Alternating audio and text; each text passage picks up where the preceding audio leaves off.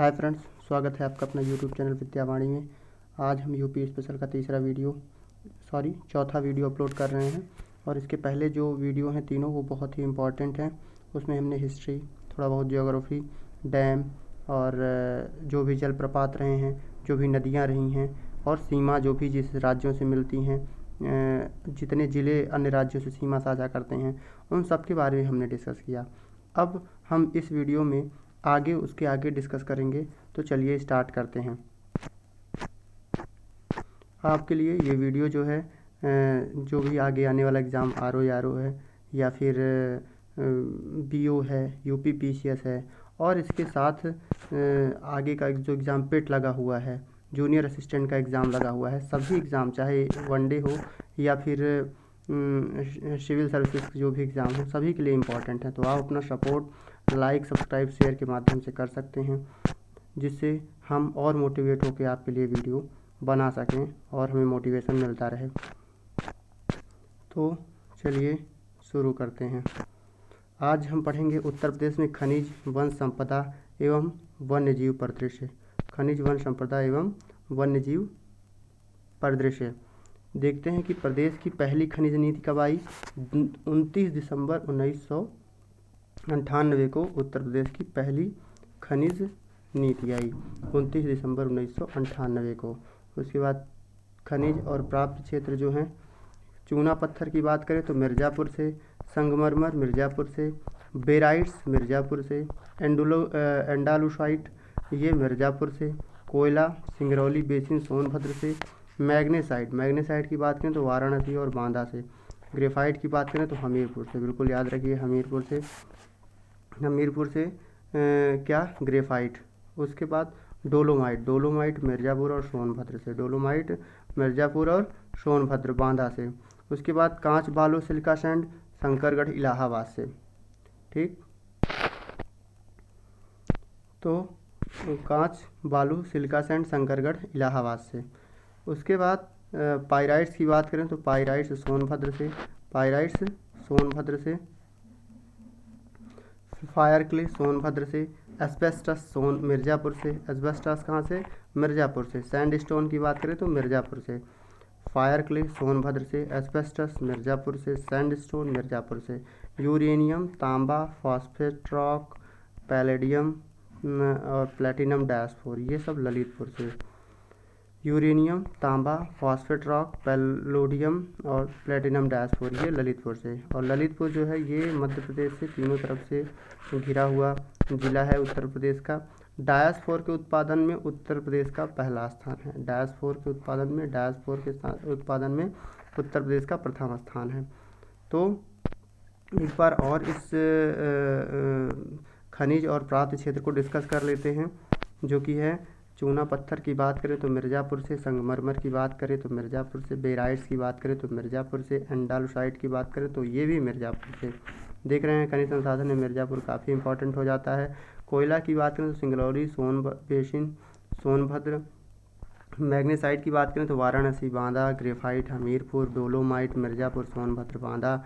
कांच बालू की बात करें तो शंकरगढ़ इलाहाबाद से, पाइराइट्स की सोनभद्र से, फायर क्ले की सोनभद्र से, एस्बेस्टस की मिर्ज़ापुर से और सैंडस्टोन की बात करें तो ये भी मिर्ज़ापुर से। फिर बात करें यूरेनियम, तांबा, फास्फेट रॉक, पैलोडियम, प्लेटिनम डायस्फोर ललितपुर से।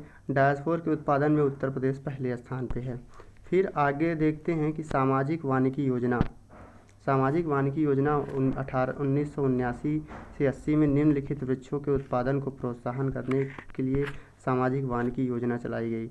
और इसमें जलाऊ लकड़ी हेतु यूकेलिप्टस, रेशम हेतु शहतूत, कागज़ व लुगदी तो इसके लिए सैजन और रेयान और माचिस के लिए अर्जुन, चीड़ वृक्ष के लिए विरोजा, तारपीन का तेल और सेमर कुरेल माचिस की तीली के लिए, काजू अखरोट प्लाईवुड के लिए और एलेंथस पॉपुलर पल्प एवं रेयान उद्योग से। तो हमने इसमें देखा सामाजिक वानिकी योजना 1979-80 में निम्नलिखित वृक्षों को उत्पादन के लिए प्रोत्साहित किया गया। जलाऊ लकड़ी के लिए यूकेलिप्टस को प्रोत्साहित किया गया। रेशम हेतु शहतूत को, कागज की लुगदी के लिए सहजन को, और रेयन व माचिस के लिए अर्जुन की लकड़ी को, और चीड़ वृक्ष के लिए विरोजा तारपीन का तेल, चीड़ वृक्ष विरोजा तारपीन के तेल के लिए चीड़ वृक्ष, सेमर कुरेल के लिए माचिस की तीली। उसके बाद काजू अखरोट के लिए मतलब प्लाईवुड के लिए काजू अखरोट, और पल्प एवं रेयान उद्योग के लिए एलेंथस पॉपुलर। ऑपरेशन ग्रीन योजना उत्तर प्रदेश में कब चलाई गई? 1 जुलाई 2001 को ऑपरेशन ग्रीन योजना चलाई गई। वन महोत्सव की बात करें तो वन महोत्सव 1952 ईस्वी में 1952 ईस्वी से मनाया जा रहा है। वन महोत्सव 1952 से। वृक्ष बंधु पुरस्कार वानिकी योजना 1998 से। टोटल फॉरेस्ट कवर योजना 2014-15। प्रदेश में सर्वाधिक वन भाबर तराई क्षेत्र में पाए जाते हैं। उत्तर प्रदेश के प्रमुख खनिज कौन कौन से हैं? तो रॉक फास्फेट और डोलोमाइट। उत्तर प्रदेश के प्रमुख खनिज कौन कौन से हैं? रॉक फास्फेट और डोलोमाइट। वन्य जीव संरक्षण की बात करें तो 1956 में वन्य जीव संरक्षण संगठन परिरक्षण संगठन बनाया गया। वन्य जीव संरक्षण 1956 में वन्य जीव परिरक्षण संगठन बनाया गया। वर्तमान में उत्तर प्रदेश में एक राष्ट्रीय उद्यान दुधवा 1 फरवरी 1977 में ये राष्ट्रीय उद्यान बना। कौन सा? 1 फरवरी 1977 को एक राष्ट्रीय उद्यान दुधवा राष्ट्रीय उद्यान उत्तर प्रदेश में है। 2 प्राणी उद्यान हैं। चिड़ियाघर लखनऊ नवाब वाजिद, लखनऊ में है नवाब वाजिद अली शाह जू। लखनऊ में कौन सा है? नवाब वाजिद अली शाह जू। और कानपुर में है एलन फॉरेस्ट जू। गोरखपुर में निर्माणाधीन है शहीद अशफाक खां। और 11 वन्यजीव विहार हैं उत्तर प्रदेश में। 11 वन्यजीव विहार हैं, 13 पक्षी विहार हैं। कुल मिला के 24 वन्यजीव अभयारण्य हैं उत्तर प्रदेश में। कुल 24 वन्यजीव अभयारण्य हैं। फिर से राष्ट्रीय उद्यान एक है, ये 1 फरवरी 1977 को बना। 2 प्राणी उद्यान है लखनऊ में और कानपुर में। गोरखपुर में निर्माणाधीन है शहीद अशफाक उल्ला खां। और 1 वन्यजीव विहार है, 11 वन्यजीव विहार हैं और 13 पक्षी विहार हैं। ऐसे मिला के कुल 24 वन्यजीव विहार हैं उत्तर प्रदेश में। उसके बाद टाइगर रिजर्व की बात करें तो दुधवा टाइगर रिजर्व कहाँ पे है? लखीमपुर खीरी में। 1987-88 में किशनपुर वन्यजीव विहार, कतरनिया घाट वन्यजीव विहार। 2012 में बिजनौर के आजमगढ़ क्षेत्र को कॉर्बेट टाइगर रिजर्व का बफर जोन घोषित किया गया। पीलीभीत टाइगर रिजर्व की बात करें तो 9 जून 2014 को पीलीभीत तथा शाहजहांपुर जिले में ये पीलीभीत टाइगर रिजर्व 9 जून 2014 को पीलीभीत तथा शाहजहांपुर जिले में बनाया गया। 9 जून 2014 को पीलीभीत टाइगर रिजर्व की बात की हमने कि लखीमपुर खीरी में 1987-88 में किशनपुर वन्यजीव अभयारण्य और कतरनिया घाट वन्यजीव अभयारण्य को मिला के लखीमपुर खीरी में दुधवा टाइगर रिजर्व बनाया गया। कहाँ पे? दुधवा टाइगर रिजर्व लखीमपुर खीरी में। इतना याद रखिएगा। 1987-88 में। 2012 में बिजनौर के आजमगढ़ क्षेत्र को कॉर्बेट टाइगर रिजर्व का बफर जोन घोषित किया गया। पीलीभीत टाइगर रिजर्व की बात करें तो 9 जून 2014 को पीलीभीत तथा शाहजहांपुर जिले में बनाया गया। उसके बाद बात करते हैं उत्तर प्रदेश के वन्यजीव विहार के बारे में। तो सबसे पहला और पुराना वन्यजीव विहार चंद्रप्रभा वन्यजीव विहार है उत्तर प्रदेश का। सबसे बड़ा वन्यजीव विहार की बात करें तो हस्तिनापुर वन्यजीव अभयारण्य, हस्तिना वन्यजीव विहार है सबसे बड़ा वन्यजीव विहार। सबसे छोटा वन्यजीव विहार की बात करें तो महावीर स्वामी वन्यजीव विहार। सबसे छोटा वन्यजीव विहार महावीर स्वामी वन्यजीव विहार। और सबसे नया वन्यजीव विहार कौन सा है? तो कछुआ वन्यजीव विहार सबसे नया वन्यजीव विहार है। सबसे पहला कौन सा है? चंद्रप्रभा। सबसे बड़ा कौन सा है? हस्तिनापुर। सबसे छोटा वन्यजीव विहार महावीर स्वामी। सबसे नया कोई है तो कछुआ वन्यजीव विहार है। बात करते हैं कुछ वन्यजीव विहार उनकी स्थिति और उनकी स्थापना कब हुई।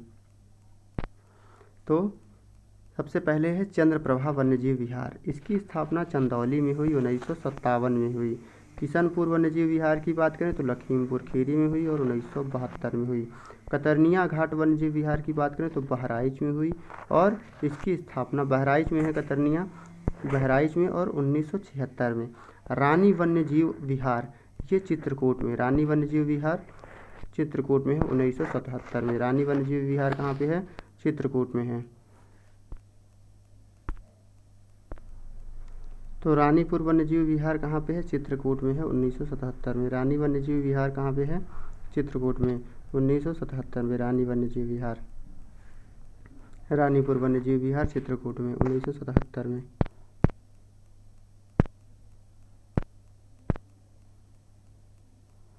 फिर रानीपुर वन्यजीव विहार चित्रकूट 1977 में। उसके बाद महावीर स्वामी वन्यजीव विहार ललितपुर में है 1977 में। महावीर स्वामी वन्यजीव विहार ललितपुर 1977। फिर राष्ट्रीय चंबल वन्यजीव विहार आगरा इटावा में 1979 में। फिर कैमूर वन्यजीव विहार की बात करें तो मिर्ज़ापुर सोनभद्र 1982 में स्थापना हुई। और कैमूर वन्यजीव विहार के बाद हस्तिनापुर वन्यजीव विहार की बात करें तो मेरठ मुजफ्फरनगर ये 1986 में। हापुड़ अमरोहा और बिजनौर। सोहागी बरवा वन्यजीव विहार, सोहागी बरवा वन्यजीव विहार कहाँ पे है? तो सोहागी बरवा वन्यजीव विहार है महाराजगंज में और 1987 में इसकी स्थापना हुई, सोहागी बरवा वन्यजीव विहार।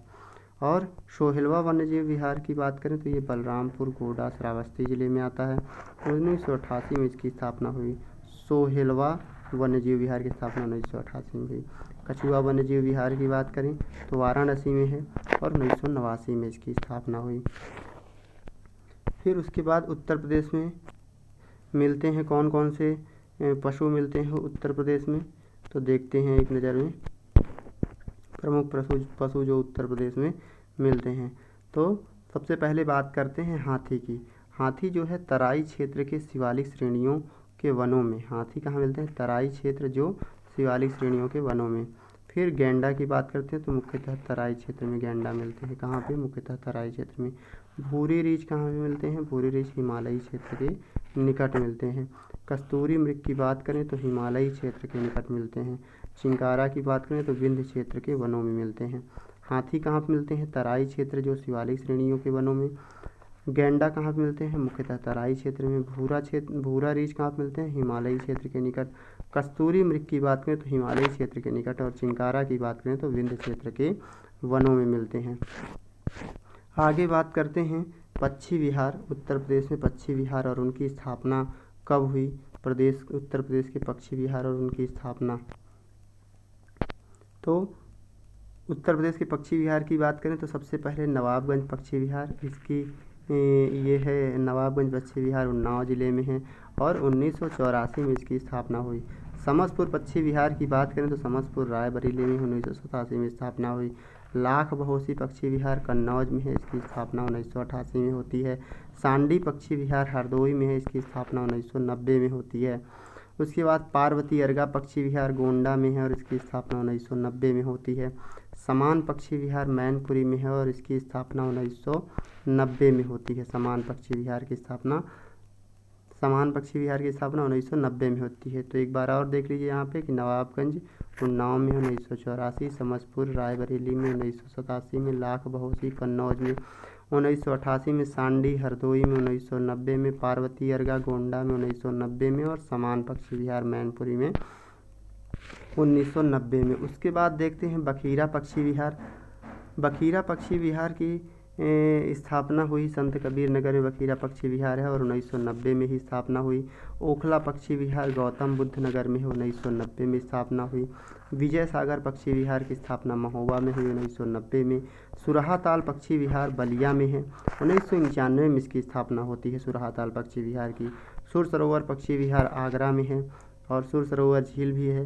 तो सुर सरोवर पक्षी विहार आगरा में है और 1991 में इसकी स्थापना होती है।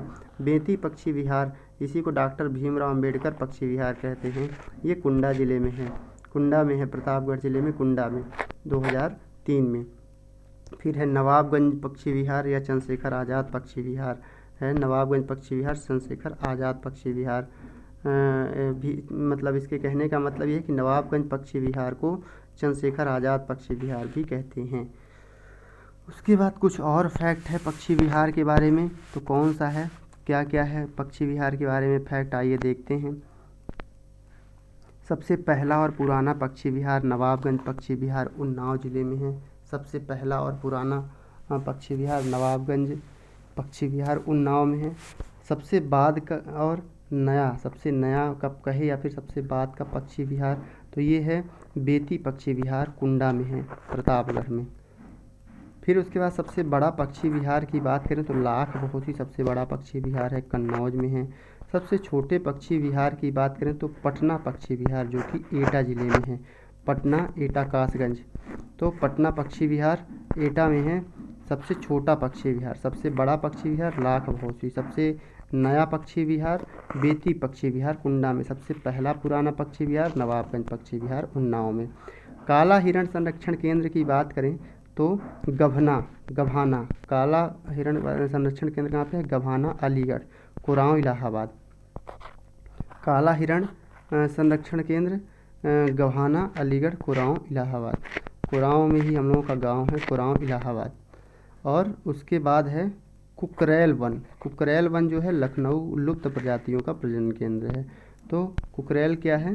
कुकरेल है लखनऊ में है कुकरेल, और ये लुप्त प्रजातियों का प्रजनन केंद्र है। कुकरेल लुप्त प्रजातियों का प्रजनन केंद्र लखनऊ में है। काला हिरण संरक्षण केंद्र गभाना अलीगढ़ कुरांव इलाहाबाद। सबसे छोटा पटना जो कि एटा में है। सबसे बड़ा लाख भौसी कन्नौज में है। सबसे बाद का यानी नया बेती पक्षी विहार कुंडा में है। और सबसे पहला और पुराना पक्षी विहार नवाबगंज पक्षी विहार उन्नाव में है। सबसे अच्छा कंटेंट आपको इसमें मिल रहा है, तो आप बिल्कुल अपना अटेंशन बनाए रखें इस वीडियो में, ताकि आपको ये एक एक चीज़ें जो इतने मेहनत से कवर कराई जा रही हैं, आप लोग भी उतनी ही मेहनत के साथ इन सब चीज़ों को कवर करते रहें, जिससे आपका ये एग्ज़ाम जो होने वाला है RO वो ज़रूर निकल जाए। ठीक, तो चलिए शुरू करते हैं। राष्ट्रीय चंबल वन्यजीव विहार योजना।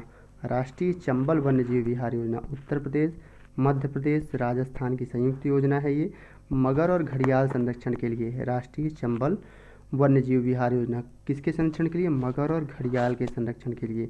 घड़ियाल प्रजनन केंद्र कहाँ पे है? कुकरेल वन लखनऊ में। कतरनिया घाट वन्यजीव विहार कहाँ पे है? बहराइच में है, वहाँ भी घड़ियाल प्रजनन केंद्र है। और उसके बाद प्रोजेक्ट एलिफेंट कब से चलाया जा रहा है? 1992 से। और एलिफेंट रिजर्व कहाँ पे है? एलिफेंट रिजर्व कहाँ पे है? तो एलिफेंट रिजर्व है बिजनौर सहारनपुर में। एलिफेंट रिजर्व कहाँ पे है? बिजनौर सहारनपुर में। एलिफेंट रिजर्व कहाँ पे है? बिजनौर और सहारनपुर में है।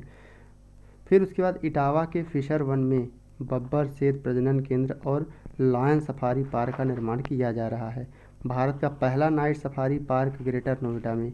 भारत का पहला night safari park greater Noida में। कछुआ पुनर्वास योजना 1986-87 से शुरू है। कछुआ पुनर्वास योजना 1986-87 से शुरू है, गंगा एक्शन प्लान के तहत। गंगा एक्शन प्लान के तहत गंगा एक्शन प्लान के तहत कछुआ पुनर्वास योजना 1986-87 से शुरू है। उसके बाद आगे है कि eco development program. Eco development program की बात करें तो इको डेवलपमेंट प्रोग्राम संरक्षित वनों के निकटवर्ती क्षेत्रों में वन उपज का विकास करना। इको डेवलपमेंट प्रोग्राम क्या है? संरक्षित वनों के निकटवर्ती क्षेत्रों में वन उपज का विकास करना। फिर शामिल अभयारण्य कौन कौन से हैं इको डेवलपमेंट प्रोग्राम में? तो दुधवा, चंद्रप्रभा, कैमूर, चंबल, सुरहाताल, विजय सागर, रानीपुर, समान, ये सब इसमें शामिल हैं इको डेवलपमेंट प्रोग्राम में। उसके बाद बात करें ऊर्जा परिदृश्य उत्तर प्रदेश की। उत्तर प्रदेश में ऊर्जा परिदृश्य की बात करें तो प्रदेश की जल विद्युत परियोजनाएं कौन कौन सी हैं, किन नदियों पे हैं, किस ज़िले में हैं, ये जानना ज़रूरी हो जाता है किसी भी स्टेट के लिए। तो परियोजना की बात करें तो रिहंद परियोजना जो कि रिहंद नदी पर है, सोनभद्र ज़िले में पिपरी जगह पे। ओबरा रिहंद नदी पे है, ओबरा सोनभद्र ज़िले में। माता टीला परियोजना बेतवा नदी पर है, झांसी ज़िले में। परीक्षा बेतवा नदी पर है, झांसी में। शारदा नदी पर बनवासा चंपावत जिला उत्तराखंड में है। राजघाट बेतवा नदी पर है, ललितपुर में। एक बार और परियोजना है रिहंद नदी पे, ओबरा रिहंद नदी पे, माता टीला बेतवा नदी पे, परीक्षा बेतवा नदी पे, शारदा नदी पे, राजघाट बेतवा नदी पे। अब रिहंद कहाँ पे है? पिपरी सोनभद्र में। ओबरा कहाँ पे है? सोनभद्र में। माता टीला कहाँ पे है? झांसी में। परियोजना परीक्षा परियोजना झांसी में है। शारदा परियोजना बनवासा बोले तो उत्तराखंड चंपावत जिला में। फिर राजघाट परियोजना ललितपुर ज़िले में है। उसके आगे और भी कुछ चीज़ें हैं, देखते हैं इसमें कि अनपराडी ताप विद्युत संयंत्र की स्थापना जापान के सहयोग से की गई थी। क्वेश्चन पूछ लेता है कि अनपराडी ताप विद्युत की संयंत्र की स्थापना किसके सहयोग से हुई, तो जापान के सहयोग से की गई। ओबरा तथा हरदुआगंज की स्थापना रूस के सहयोग से हुई। फिर नहर परियोजना जिस पर सर्वाधिक जल विद्युत केंद्र स्थित हैं, ऊपर गंगा नहर परियोजना में। नहर परियोजना जिस पर सर्वाधिक जल विद्युत केंद्र स्थित हैं, किसमें, ऊपर गंगा नहर परियोजना में। प्रदेश का एकमात्र परमाणु विद्युत संयंत्र कौन सा है, नरौरा बुलंदशहर, जो कि 1989 में पहली बार, फिर दूसरी बार 1991 में गंगा नदी के किनारे। तो प्रदेश का एकमात्र परमाणु विद्युत संयंत्र नरौरा बुलंदशहर 1989, फर्स्ट 1991, सेकेंड गंगा नदी के किनारे। फिर है केंद्रीय ऊर्जा शोध एवं प्रशिक्षण केंद्र कहाँ पे है, उत्तर प्रदेश का केंद्रीय ऊर्जा शोध एवं प्रशिक्षण केंद्र कहाँ पे है, चिनहट लखनऊ में है। फिर है ऊर्जा सिटी, ऊर्जा सिटी कौन सी है, उत्तर प्रदेश की ऊर्जा सिटी है लखनऊ। ऊर्जा सिटी उत्तर प्रदेश की कौन सी है, लखनऊ उत्तर प्रदेश की ऊर्जा सिटी है। एक मिनट, इसको बड़ा कर लेते हैं, लखनऊ ऊर्जा सिटी है। उसके बाद बात करते हैं ऊर्जा मुख्यालय की, तो ये भी लखनऊ है, ऊर्जा सिटी लखनऊ है, ऊर्जा मुख्यालय लखनऊ है। सोलर सिटी कौन सी है, आगरा और मुरादाबाद। आगरा और मुरादाबाद जो है वो उत्तर प्रदेश में सोलर सिटी है, आगरा और मुरादाबाद। पवन ऊर्जा मॉनिटरिंग स्टेशन कहाँ पे है, पवन ऊर्जा मॉनिटरिंग स्टेशन 3 है। कहाँ कहाँ पे, गोरखपुर में है, चित्रकूट में है और महोबा में है। वैकल्पिक ऊर्जा विकास संस्थान की स्थापना कब हुई, 1983 में वैकल्पिक ऊर्जा विकास संस्थान की स्थापना हुई। वैकल्पिक ऊर्जा NEDA विकास अभिकरण 1988 में बना। कब बना, NEDA वैकल्पिक ऊर्जा विकास अभिकरण कब बना, 1988 में बना। फिर है गैसो हॉल पायलट परियोजना आंवला बरेली में। गैसो हॉल पायलट परियोजना कहाँ पे है, आंवला बरेली में है। गैसो हॉल पायलट परियोजना कहाँ पे है, आंवला बरेली में। निजी क्षेत्र के संयंत्र की बात करें तो रोजा, दादरी, अनपरासी, बारा, ये सब निजी क्षेत्र के संयंत्र हैं। इसके बाद देखते हैं उत्तर प्रदेश में परिवहन को देखते हैं। उत्तर प्रदेश में परिवहन, उत्तर प्रदेश में परिवहन, उत्तर प्रदेश सड़क परिवहन निगम की स्थापना कब हुई, 1 जून 1972 को। उत्तर प्रदेश में सड़क परिवहन निगम की स्थापना कब हुई, 1 जून 1972 को। प्रदेश में राज्य सड़क परिवहन 21 भागों में बांटा गया है। प्रदेश में राज्य सड़क परिवहन को 21 भागों में बांटा गया है। प्रदेश से गुजरने वाला सर्वाधिक लंबा राष्ट्रीय राजमार्ग कौन सा है, उत्तर प्रदेश में NH-34, इसकी लंबाई है 723 किलोमीटर। यद्यपि पूर्व में प्रदेश से गुजरने वाला सर्वाधिक लंबा राष्ट्रीय राजमार्ग कौन सा है, पूर्व में नेशनल हाईवे 2 था इसके पहले, लेकिन अब है नेशनल हाईवे 34। लेकिन 2010 में सड़क परिवहन मंत्रालय द्वारा इसका नाम NH2 को समाप्त करते हुए इसको 2 भागों में NH-19 और NH-44 में विभाजित कर दिया है। तो आपको ये याद रखना है कि NH2 को समाप्त करके इसको 2 भागों में डिवाइड किया गया, एक NH-19 और एक NH-44। पहले NH2 ही सबसे बड़ा था, लेकिन अब NH-34 है। उसके बाद प्रदेश से गुजरने वाला सबसे छोटा राष्ट्रीय राजमार्ग कौन सा है, NH-552। तो सबसे बड़ा है 732 नेशनल हाईवे, ये 32 किलोमीटर का सबसे बड़ा जो है ये कौन सा है, NH-34। NH-34 सबसे बड़ा है। और सबसे छोटे की बात करें, सबसे छोटा है NH-552, सबसे छोटा है। इसकी लंबाई सिर्फ उत्तर प्रदेश में 4 किलोमीटर है। फिर शताब्दी बस सेवा की बात करें तो लखनऊ गोरखपुर के बीच चलती है शताब्दी बस सेवा। महानगर बस सेवा की बात करें तो 6 जुलाई 1992 से कानपुर नगर से महानगर बस सेवा को शुरू किया गया। सारथी क्या है, सॉफ्टवेयर आधारित ड्राइविंग लाइसेंस की स्मार्ट कार्ड योजना है। सारथी क्या है, सॉफ्टवेयर आधारित ड्राइविंग लाइसेंस की स्मार्ट कार्ड योजना। उत्तर दक्षिण कॉरिडोर एवं पूर्व पश्चिम कॉरिडोर एक दूसरे को कहाँ पे काटते हैं, तो झांसी में काटते हैं। सबसे एक बार फिर से रिकॉल करा देते हैं, NH-34 सबसे बड़ा, 552 सबसे छोटा।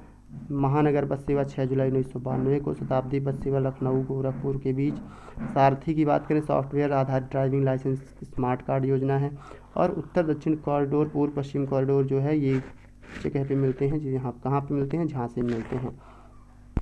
फिर बात करते हैं प्रदेश के एक्सप्रेसवे की।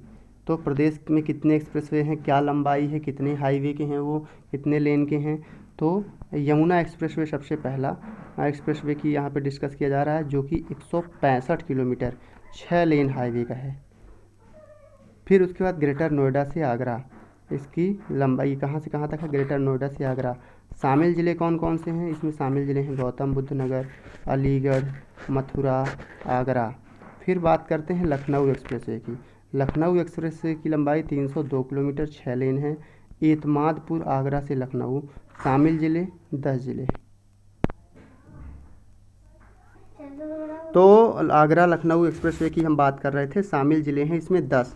कौन कौन से, आगरा, मैनपुरी, इटावा, औरैया। ग्रंथ हम बोले ना, तुम शांत रहो। तो इसमें शामिल ज़िले 10 हैं। आगरा है, फिरोजाबाद है, मैनपुरी है, इटावा है, औरैया है, कन्नौज है। कन्नौज के बाद कानपुर नगर है, उन्नाव है, हरदोई है। इसमें उन्नाव है, हरदोई है, लखनऊ है। अब बात करें कि आगरा लखनऊ एक्सप्रेसवे की ही बात कर रहे हैं, तो यह एक्सप्रेसवे यमुना एक्सप्रेसवे के माध्यम से लखनऊ दिल्ली से जुड़ गया है। ये एक्सप्रेसवे को जोड़ दिया गया है, लखनऊ दिल्ली से जोड़ दिया गया है। पूर्वांचल एक्सप्रेसवे की बात करते हैं, तो पूर्वांचल एक्सप्रेसवे की लंबाई जो है वो है 340.82 किलोमीटर। 340.82 किलोमीटर 6 लेन है इसमें। इस ग्रीनफील्ड एक्सप्रेसवे की चौड़ाई 120 मीटर होगी। इसकी चौड़ाई 120 मीटर होगी पूर्वांचल एक्सप्रेसवे की। ये लखनऊ से गाजीपुर तक है। और शामिल ज़िले इसमें 9 हैं। किसमें, पूर्वांचल एक्सप्रेसवे में 9 ज़िले, लखनऊ, बाराबंकी, अमेठी, सुल्तानपुर, अयोध्या, अम्बेडकर नगर, आजमगढ़, मऊ, गाजीपुर, ये सब इसमें शामिल ज़िले हैं। उसके बाद हम बात करते हैं गंगा एक्सप्रेसवे की। गंगा एक्सप्रेसवे की लंबाई 8 लेन है, 594 किलोमीटर इसकी लंबाई है। कहाँ से कहाँ तक है ये, बिजौली गांव मेरठ से लेकर प्रयागराज, जुदापुर, डांडू गांव, प्रयागराज तक है। शामिल ज़िले हैं 12। कौन कौन से, मेरठ, हापुड़, बुलंदशहर, अमरोहा, संभल, बदायूं, शाहजहांपुर, हरदोई, उन्नाव, रायबरेली, प्रतापगढ़, प्रयागराज। और यह भी ग्रीन फील्ड एक्सप्रेसवे है। विशेष क्या है इसमें, 1 अप्रैल 2022 को इस योजना को दिल्ली मेरठ एक्सप्रेसवे से जोड़ने व गंगा एक्सप्रेसवे को प्रयागराज से बढ़ाते हुए वाराणसी तक जोड़ने का प्रस्ताव विभागीय मंत्री ने दिया है। कुछ अन्य एक्सप्रेसवे हैं, तो कौन कौन से एक्सप्रेसवे हैं, ऊपरी गंगा नहर expressway 216 kilometre greater Noida Dehradun. फिर control express greenfield expressway Agra Lucknow 300 kilometre 6 lane है। फिर लखनऊ योजना तथा नागपुर योजना सड़कों के विकास से संबंधित है। RIDF योजना की बात करें तो नाबार्ड की सहायता से गांवों को पक्की सड़क से जोड़ना RIDF योजना का उद्देश्य है। और फिर Gorakhpur link expressway 91 kilometre Azamgarh से निकलकर गोरखपुर तक।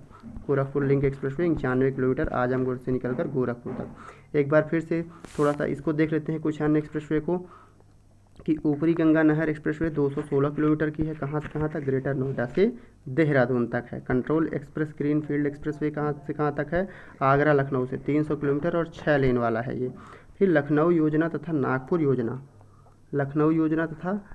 योजना सड़कों के विकास से संबंधित है। RIDF योजना की बात करें तो नाबार्ड की सहायता से गाँवों को पक्की सड़क से जोड़ना होता है। और गोरखपुर लिंक एक्सप्रेसवे की बात करें तो 91 किलोमीटर आजमगढ़ से निकलकर गोरखपुर तक। तो ये हमारा सड़क परिवहन था। आगे हम रेल परिवहन के बारे में डिस्कस करेंगे। तो यहाँ पे ये वीडियो समाप्त करते हैं। आशा करते हैं आप को ये वीडियो बहुत पसंद आ रहा होगा, तो आप मोटिवेट करते रहें। विद्यावाणी चैनल को सब्सक्राइब करें और इस चैनल को लाइक, सब्सक्राइब और शेयर करें, ताकि ज़्यादा से ज़्यादा लोगों तक ये पहुँचे और हमको मोटिवेशन मिलता रहे। Thank you.